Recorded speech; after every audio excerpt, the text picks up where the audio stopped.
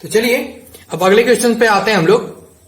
ठीक है, देखो बच्चों, जो अभी हम लोग पिछला लेक्चर पढ़ा गया, ठीक है, उसी का ये पार्ट है, सेकेंड पार्ट। ठीक, तो आप लोग ये लेक्चर और जो पिछला लेक्चर है, ठीक है, दोनों एक साथ पढ़िएगा। पहले उसको अटेंड करिएगा, उसके बाद ये पार्ट अटेंड करिएगा। ठीक है, तो आते हैं हम लोग अगले क्वेश्चन पे, आगे की बात करना स्टार्ट करते हैं। तो देखो बच्चों, अब इसमें क्या पूछ रहा है, जैसे हम लोग इसके रिलेटेड क्वेश्चन सॉल्व कर रहे थे, रेट ऑफ रिएक्शन, ठीक है, किसका ज्यादा होगा, इस तरह से हम लोग ऑर्डर, इंक्रीजिंग ऑर्डर देख रहे थे। ठीक है, पिछले ऐसे कई सारे क्वेश्चन हम लोग प्रैक्टिस किया। उसी तरह आज हम लोग एक नया क्वेश्चन प्रैक्टिस करने जा रहे हैं। देखो आप लोग क्या दिया है बच्चों, N2 गैस, ठीक है, N2 gas plus O2 gas gives out product. ठीक, और रेट ऑफ रिएक्शन कितना दिया है, R1। आप लोग देख रहे हो, ठीक है बच्चों, रेट ऑफ रिएक्शन कितना दिया है, R1। ठीक, अब देखो N2 gas plus H2 gas gives out product. ठीक, रेट ऑफ रिएक्शन कितना दिया हुआ है, R2। ठीक, अब हमको बताना है इन दोनों रिएक्शन में, क्या बताना है बच्चों, रेट ऑफ रिएक्शन किसका ज्यादा होगा। बात को समझना, इन दोनों में से अगर हम आपसे पूछे या कभी कोई पूछे या क्वेश्चन पेपर में आए ऐसा कभी कि आप बताओ क्या कि रेट ऑफ रिएक्शन किसका ज्यादा होगा। ठीक, तो हम लोगों को दिख रहा है बच्चों क्या कि N2 दोनों में ही गैसेस स्टेट में, देखो N2 दोनों में ही क्या है, गैसेस स्टेट में, देखो दिख रहा है ना आपको, है ना। अगर कुछ डिफर है तो वो है क्या, O2 और H2।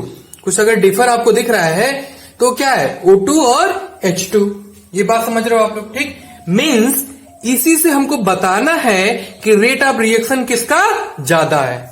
आगे समझ में, अगर N2 की बात करें, किसकी बात करें बच्चों, अगर N2 की बात करें तो पहले वाले केमिकल इक्वेशन में भी, ठीक है, N2 के बीच में कैसा बॉन्ड होगा बच्चों, ट्रिपल बॉन्ड होगा।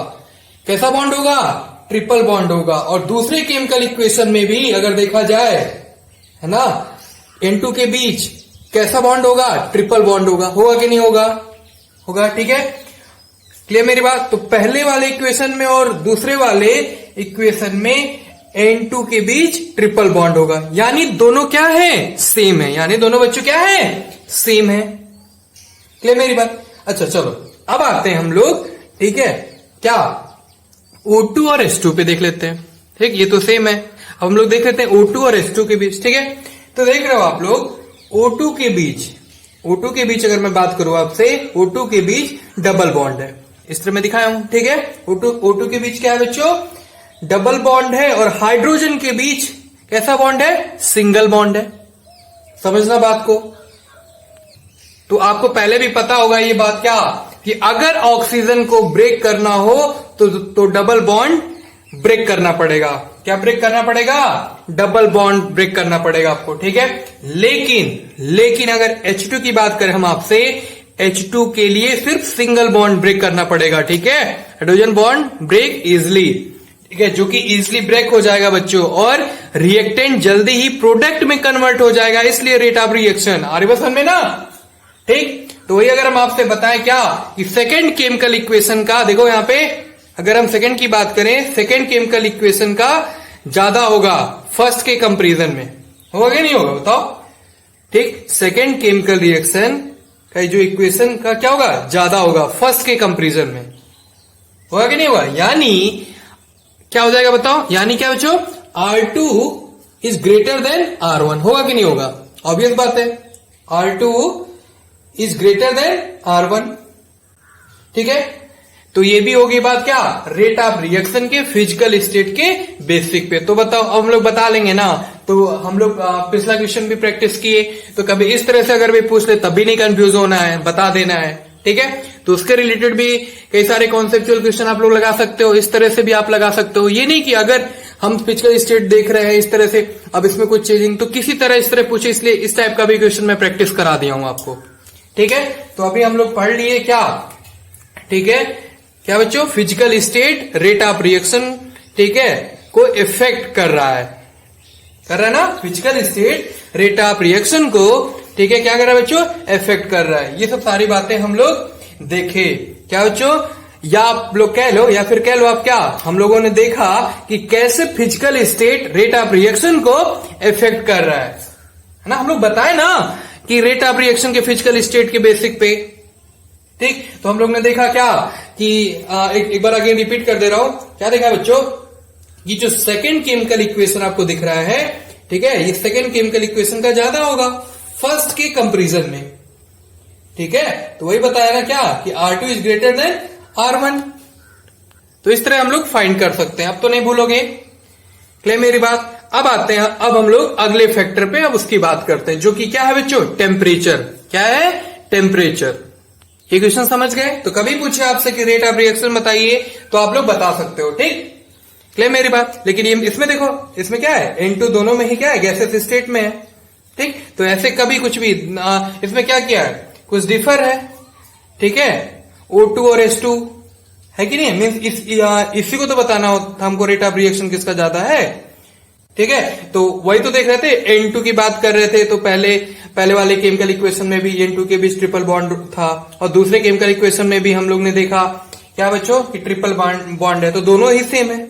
ठीक, तो हम लोग इस तरह से करके देखे बच्चों। ठीक, तो आप लोग इसको रिकॉल कर लीजिएगा, अच्छे से प्रैक्टिस कर जाइएगा, और इसके रिलेटेड और भी क्वेश्चन आपको मिले उसको सॉल्व कर लीजिएगा। ठीक है, जिससे कॉन्सेप्ट सारे क्लियर हो जाए बच्चों। चलिए अब आते हैं अगले फैक्टर पे, टेम्परेचर पे बात करेंगे हम लोग अब।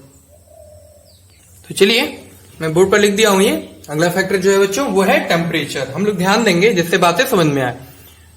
देखो बच्चों, एक इजी सा फंडा है, देखो समझना बात को। देखो जनरली ये ऑब्जर्व किया गया है, जब टेम्परेचर को इंक्रीज करते हैं तो रेट ऑफ रिएक्शन इंक्रीज कर जाता है। पता भी होगा आपको पहले से भी ये बात। ठीक है, तो याद रखना है, general it is observe that when the temperature of reaction increases therefore rate of reaction increases बच्चों। ठीक है, तो ये याद रखिएगा आप लोग। तो कह सकते हैं ना क्या कि जनरली ये ऑब्जर्व किया गया है, जब टेम्परेचर को इंक्रीज करते हैं तो रेट ऑफ रिएक्शन क्या होता है, इंक्रीज कर जाता है। असल में सिर्फ इतनी बात आपको याद रखिएगा टेम्परेचर में। चलिए अब आते हैं जल्दी से क्या, अगले फैक्टर की बात कर लेते हैं। ठीक, तो अब अगला फैक्टर जो आपको पढ़ना है वो क्या है, कंसंट्रेशन। हम लोग ध्यान देंगे। ठीक है बच्चों, क्या पढ़ना है अब हम लोग को, कंसंट्रेशन। आप लोग इसको नोट कर लो, हो गया? ओके, आप वीडियो पॉज करके कर लेना। चलिए अब बात कर लेते हैं हम लोग कंसंट्रेशन की, जो अगला फैक्टर हम लोग का। देखो इसमें आप लोग ये जानना बच्चों, क्या देखो मैं पॉइंट्स में लिखा हूं, आप लोग नोट कर लो। In general rate of reaction increases it we increases the concentration of reactant. Again मैं रिपीट करता हूं बच्चों, देखो क्या कह रहा हूं, कंसंट्रेशन में आप लोग समझना, लिख लो आप लोग पॉइंट जरा। In general rate of reaction increases if we increases the concentration of reactant except zero order. कहने का मतलब बच्चों ये है, ठीक है, क्या कि जनरली अगर देखा जाए, जनरली ठीक है, रिएक्टेंट का कंसंट्रेशन इंक्रीज करने पर रेट ऑफ रिएक्शन इंक्रीज कर जाता है, एक्सेप्ट जीरो ऑर्डर रिएक्शन में। किसे बच्चों, एक्सेप्ट जीरो ऑर्डर। ओके, अब देखो बच्चों, ये तो बात हो गई कंसंट्रेशन की। ठीक है, जैसे कि अभी हम लोग ने देखा टेम्परेचर की बात किया। ठीक है, ये पॉइंट आपने नोट कर लिया है टेम्परेचर का। ठीक है, आप लोग नोट कर लो क्या है। ठीक है, इसको जनरली कर लेना। Generally it is the observe that when the temperature of reaction increases therefore rate of reaction increases. तो ये भी फैक्टर हम लोग ने देख लिया, फिर हम लोग ने कंसंट्रेशन भी देख लिया। ठीक है, तो अब हम लोग नहीं भूलेंगे, इतनी बातें बस याद रखेंगे बच्चों हम लोग। अब हम लोग बच्चों अगले फैक्टर पे आते हैं, जिसका नाम क्या है, कैटलिस्ट। समझते हैं, देखो क्या है, जनरली अगर देखा जाए, है ना, कितना पढ़ना पड़ रहा है ना टेम्परेचर, कंसंट्रेशन, कैटलिस्ट। ठीक है, देखो ध्यान दो, generally catalyst rate of reaction को चेंज कर देता है, याद रखिएगा, कोलिजन रेट को इंक्रीज या डिक्रीज करके। ठीक है, तो इसको आप लोग जनरली कर लेना। ओके, इसको भी याद रखिएगा, दोनों में, कंसंट्रेशन में भी जनरली कर लेना है पॉइंट्स में और इसमें भी। ठीक है, इन generally catalyst change the rate of reaction by increasing या और, ठीक है, और डिक्रीजिंग द कोलिजन रेट। हम लोग याद रखेंगे क्या कि generally catalyst rate of reaction को चेंज कर देता है, कोलिजन रेट को इंक्रीज या डिक्रीज करके। बात समझ गए, याद रखोगे। ठीक, तो ये था बच्चों क्या, factor affecting rate of reaction. तो हम लोग पढ़ लिए अभी तक क्या बच्चों, factor affecting rate of reaction. ठीक है, क्लियर मेरी बात। तो अब हम लोग क्या करेंगे, सारा समराइज करके, है ना, टॉपिक वाइज जो भी बताया हूं मैं उसको क्या करेंगे, सबको समराइज करके, है ना, भूल जाएंगे, है ना। भूलना है कि याद कर रखना है, याद रखना है, ठीक है, भूलना नहीं है। ठीक, तो इस तरह से मैं कॉन्सेप्ट बता दिया आपको, क्वेश्चन भी प्रैक्टिस करा दिया। ठीक है, अब हम लोग समझते हैं बच्चों रेट लॉ क्या होता है। क्या हम लोग समझने जा रहे हैं बच्चों कि रेट लॉ क्या होता है, इस पे भी बात करने वाले हैं हम लोग। तो इसके बाद हम लोग पढ़ने जा रहे हैं बच्चों रेट लॉ के बारे में। तो आप लोग ये पॉइंट नोट कर लिया सब लोग, ठीक है। टेम्परेचर, कंसंट्रेशन, कैटलिस्ट, ये कैटलिस्ट आपको दिख रहा है, मैं एक बार पढ़ देता हूं इसको। देखो, इन generally catalyst change the rate of reaction by increasing और डिक्रीजिंग द कोलिजन रेट। आप लोग लिख लेना इसको, ठीक है। चलिए बच्चों, तो अब हम लोग आते हैं, ठीक है, रेट लॉ के बारे में पढ़ना स्टार्ट करते हैं। तो हम लोग completely factor affecting rate of reaction की बातें कर लिया गया है। अब हम लोग, ठीक है, पढ़ना स्टार्ट करते हैं रेट लॉ और इसको समझते हैं। ठीक है, ध्यान से समझिएगा जिससे बातें समझ में आ जाए सारी। तो बच्चों फर्स्ट ऑफ ऑल आप लोग ये जानो, ये एक मैथमेटिकल रिएक्शन है ना। देखा जाए रेट लॉ जो है बच्चों एक मैथमेटिकल रिएक्शन है रेट और कंसंट्रेशन के बीच में। ठीक है, हम लोग याद रखेंगे, it is a mathematical relation between rate and concentration. जैसे मैं बोलूं आपसे, क्या ए गिव्स आउट प्रोडक्ट, ठीक है, ए गिव्स आउट प्रोडक्ट, तो हम लोग लिख सकते हैं क्या कि rate is directly proportional to A whole power n, लिख सकते हैं। ठीक, तो ये हम लोग पीछे देखा भी गया था, याद होगा आपको क्या कि रिएक्टेंट के कंसंट्रेशन को बढ़ाने से रेट ऑफ रिएक्शन क्या होता था, बढ़ता है। याद है क्या बच्चों, क्या कि रिएक्टेंट के कंसंट्रेशन को बढ़ाने से रेट ऑफ रिएक्शन बढ़ता है, इंक्रीज करता है, हम लोग याद रखे थे। ठीक है बच्चों, को याद रखेंगे। ठीक, इसलिए हम लोग लिखें क्या, ए इज डायरेक्टली प्रोपोर्शनल टू क्या बच्चों, ए होल पावर एन। ठीक, तो हम लोग याद रखेंगे। ठीक है, जब भी देखो, ठीक है, प्रोपोर्शनैलिटी की साइन हटाते हैं, जब भी बच्चों, ठीक है, प्रोपोर्शनैलिटी का साइन हटाते हैं हम लोग, तो कांस्टेंट ऐड किया जाता है। ठीक है, हम लोग इलेक्ट्रोस्टेट में भी देख रहे थे, ठीक है, वहां भी आता है ये चीजें। ठीक है, ठीक, सोल्यूशन में भी बात किया गया था, ऐसे सॉलिड, मतलब कि कई जगह ये चीजें आई थी आप लोग के सामने, तो हम लोग याद रखेंगे। ठीक है, क्या कि जब भी, ठीक है, प्रोपोर्शनैलिटी का साइन हटाते हैं तो कांस्टेंट ऐड किया जाता है। यानी क्या लिख सकते हैं हम लोग, बताओ, तो लिख सकते हैं रेट इक्वल टू क्या बच्चों, रेट इज इक्वल टू क्या, के ए होल पावर एन। लिख सकते कि नहीं लिख सकते, बताओ। देखो आप, रेट इज इक्वल टू, देखो, के ए होल पावर एन। तो यहां पर एक बात याद रखना आप लोग, यहां पर एन जो है वो क्या है, ऑर्डर ऑफ रिएक्शन, क्या है, ऑर्डर ऑफ रिएक्शन। और एन की अगर बात करें, ठीक है, क्या है बच्चों, देखो एन जो है ये क्या है, ऑर्डर ऑफ रिएक्शन। और ए की अगर हम बात करने जाएं आपसे, ए क्या है, कंसंट्रेशन। तो याद रखेंगे हम लोग क्या, ए जो है वो कंसंट्रेशन है और एन जो है बच्चों क्या है, ऑर्डर ऑफ रिएक्शन। ठीक, तो के को देखो स्पेसिफिक रेट ऑफ कांस्टेंट भी बोलते हैं, तो याद रखिएगा के को हम लोग क्या बोलते हैं बच्चों, स्पेसिफिक रेट ऑफ कांस्टेंट। तो मैं यहाँ पे लिख दिया हूं, आप लोग राइट कर जाना, क्या बोल सकते हो आप।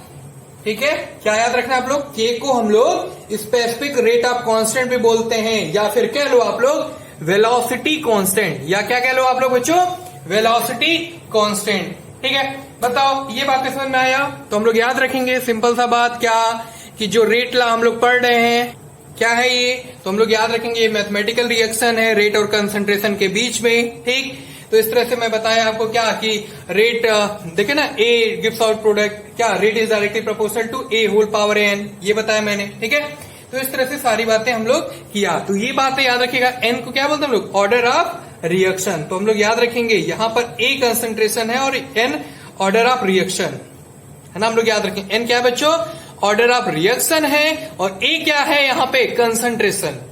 अच्छा चलो एक काम करता हूं, मैं एक एग्जाम्पल के हेल्प से बताता हूं आपको, एक एग्जाम्पल लेता हूं और उसके साथ बताता हूं। ठीक है, इतनी बात समझ गए, तो देखते हैं अब हम लोग एक एग्जाम्पल के साथ। इसको राइट कर जाओ आप लोग जल्दी से, हो गया। चलिए ठीक है बच्चों, तो अब हम लोग एक एग्जांपल की हेल्प से समझते हैं, एग्जांपल के थ्रू समझते हैं इसको। ठीक है बच्चों, क्लियरली दिख रहा है आप लोग को? ठीक है, देखो बच्चों अभी ये टेम्परेरी इस तरह से ठीक है हम लोग पढ़ रहे हैं, आगे मैं और बेहतर करूंगा।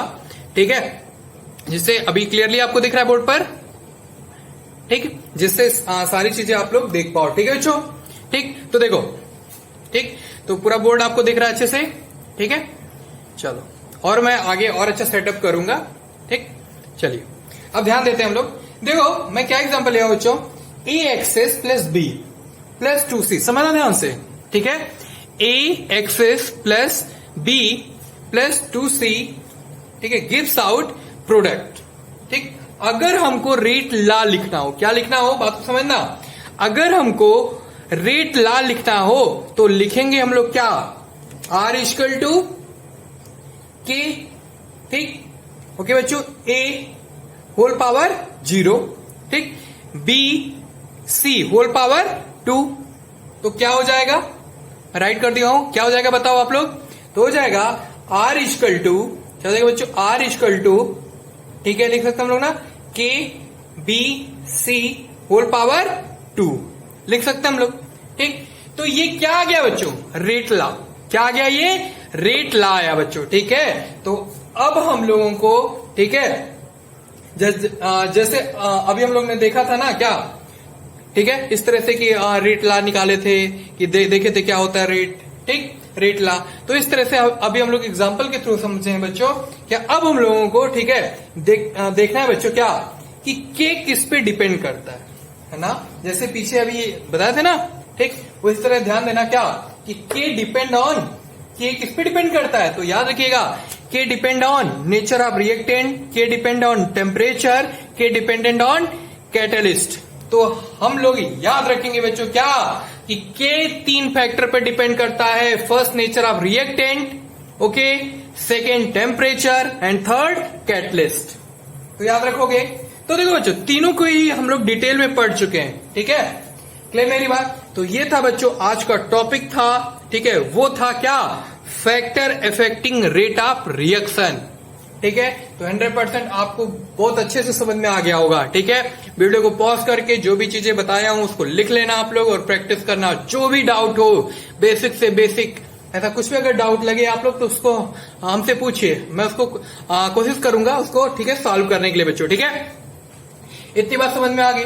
ठीक है, तो अभी तक हम लोग पूरा कंप्लीटली पढ़ा गया क्या बच्चों, factor affecting rate of reaction. ठीक, देखो इसमें हम लोग क्वेश्चन भी देखा गया, ठीक, और साथ में भी हम लोग रेट लॉ को भी पढ़ा गया। ठीक है, तो इस तरह से हम लोग, ठीक है, टॉपिक वाइज यहां तक कंप्लीट कर लिए इस चैप्टर में। जो हम लोग का चैप्टर चल रहा है केमिकल काइनेटिक्स। और हाँ बच्चों, जैसे आपके सामने एक टर्म आया था, याद है कौन सा टर्म, रेट लॉ में ऑर्डर ऑफ रिएक्शन।